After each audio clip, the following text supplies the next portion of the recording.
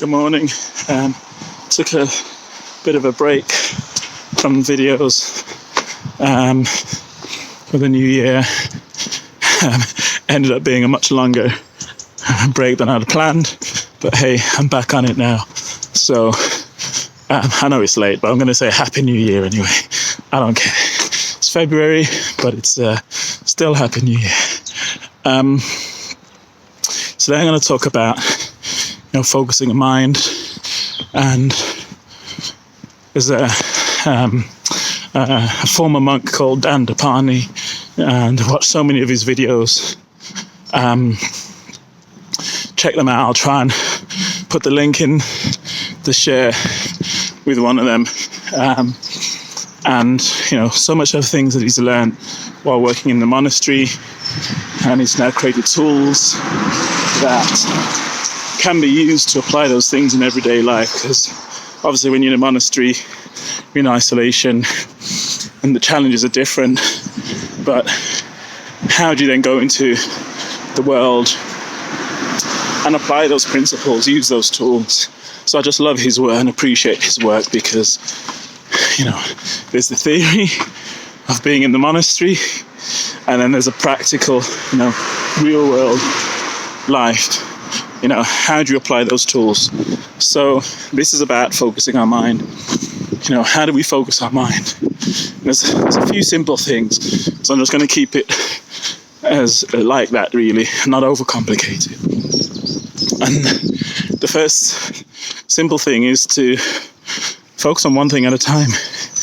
In a world where there's distractions coming at us, left, right, and centre, more than there ever has been, right? Because of technology in particular, where we're not only available like we were years ago to the people immediately around us, the people in our village, now we're available to potentially millions of people around the globe.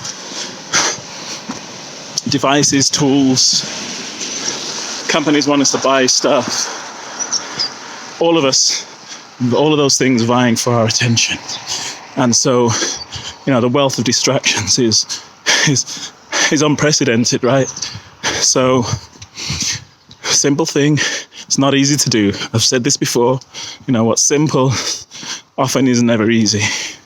But focusing on one thing at a time. If you're doing a task, get that task done, then move on to the next task.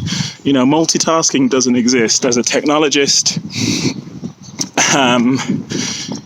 when people talk about computers doing multiple things at the same time, what they do is they switch between tasks so fast, and obviously it's imperceptible, perceivable to us as humans, but they're not multitasking. They're switching from one task to another, just doing it so quickly. And we fall into this trap of thinking as humans, yeah, we can multitask, but actually there's so much research out there now showing for difficult tasks. I'm not talking about really basic, simple things, because obviously, things that don't need much cognitive thinking, then the load, as in the cognitive load, is a lot less. But things that require our attention to get them completed, and they don't have to be hard tasks, it can be simple tasks, but they just need us to be focused to get them completed. Our brains don't work very well. They weren't designed to work like that. So, focusing on one task, get it done. If you're getting up in the morning, get up, get your bed made, you've completed that task. You don't need to come back to that task, I've still got the bed made or whatever. Move on to the next task, whether you're going to get showered, brush your teeth, whether you're going to do some exercise, whether you're going to journal, meditate, whatever. Do each of those things in a sequence, do them sequentially, but do them one at a time. In Atomic Habits world, James Clear talks about habit stacking. So, even if you have a morning ritual and a number of habits that you're going to do each of them one at a time, then move on to the next set of things. The next simple thing I'm going to talk about is, what our mind is. And Dandapani talks about our mind having, there are two elements to understanding and therefore being able to control and focus the mind. One is the mind itself, and the other thing is our awareness. Now, as he describes it, our awareness is a ball of light that travels around the mind. And so wherever that ball of light goes, that's where our attention goes. So in order to focus the mind, we need to take control. In order to control our mind, we need to keep that ball of light, keep our awareness on the things that we want to be doing, not the things that everyone else is taking or wants us, our awareness to go to. So the key is practicing, not getting it perfect, making mistakes, and it's going to take time. And it's a lifetime practice. In fact, it doesn't end. We don't get to this stage of Zen, if you like, and all of a sudden it's okay. There's nothing more to do. There are always things vying for our awareness. So the key is on a daily basis, practice. Whenever our awareness shifts onto something else that isn't the thing that we want to be or should be focusing on, bring it back. And that's why I like meditation. When I started meditation some years ago, where is it now? 2016 it was when I started. So yeah, coming up for 8 years now. And